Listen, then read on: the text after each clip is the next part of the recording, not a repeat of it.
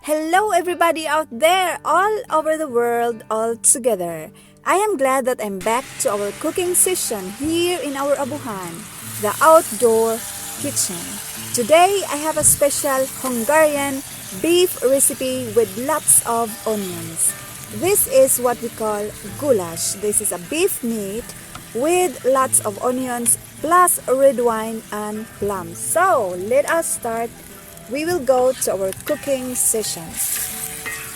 Here are our ingredients. We have here 1 kilogram pure beef meat, 500 grams onions, a wine, red wine, 2 big bell pepper or paprika, salt and pepper, oil, and our special fruit for today is plums. Siyempre, ano pa bang unahin natin kundi mag-init tayo ng kawali? Lagyan ng mantika, around 50 ml. Medyo marami po siya kasi marami din ang ating onions at ang ating meat ay pure meat siya. Wala po siyang fats. It's a pure meat without fats.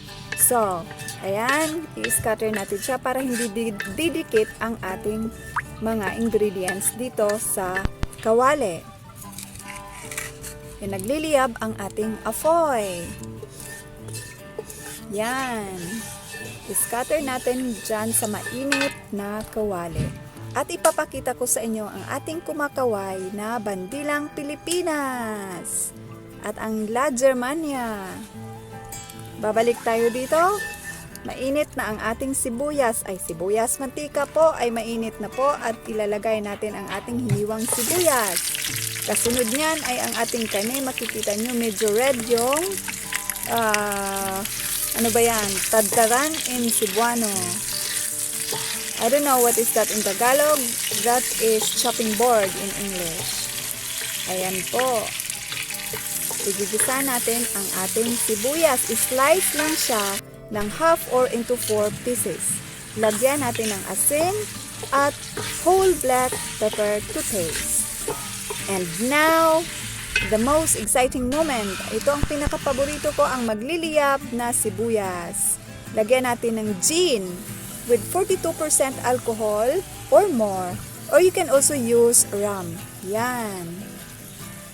Mas aromatic po siya kapag nagliliyab ang apoy dyan sa ating sibuyas. Ganyan po ako magluto dito sa labas ng aking abuhan with a real flaming fire.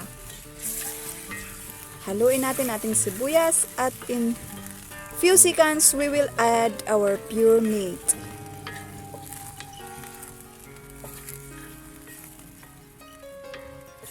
Haluin ng haluin at ready na po tayo sa ating pure meat. Ayan po, igisa natin ang ating pure meat. We can slice our meat according to your style. Kasi lulutuin naman natin ito ng matagal. Pero ang desired style po or slice or cut ng meat is cubes or flat. And now, we will add some red wine. Our red wine here is sweet, a little bit sweet. Ang red wine po ay tumutulong sa pagpatender ng ating beef para hindi matagal ang pagluluto ng ating meat and it will enhance the taste of our cooking here. We will cover it for 30 minutes. And our veggies and of course the plums. As we notice here, mas marami yung ating onions kaysa ating paprika at saka sa ating plums. Most of us don't like the smell of the onions, but the question is, who doesn't like the flavor of the onions? I think tayong lahat, maliban lang doon sa may allergy ng onions. The more onions, the tastier. Ang gulay natin dito ay i-overcook natin hanggang sa maluto ang ating karne, hanggang sa ma-match ang ating gulay. Normally tayong mga Pilipino, pag nagluto tayo ng gulay, just half cook. Pero dito sa reseping ito, kailangan i-overcook ang ating mga gulay hanggang sa ma-absorb ng ating karne ang 100% flavor ng vegetables at saka yung fruit.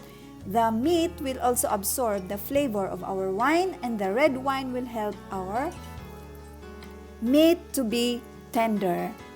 At saka hindi natin kailangan ng pressure cooker dito, but we still have to cook it to 1.5 hours to 2 hours kasi beef ang ginagamit natin dito. Pwede rin tayong gagamit ng pork, but beef is a little bit harder compared to pork. So, hintayin natin hanggang sa maging tender ang ating karne at maya at maya iserve na natin ang ating goulash with a lot of onions. After almost 2 hours, here is our goulash with noodles, garnished with spring onions, some fresh tomatoes flavored with salt and pepper and basil and balsamico.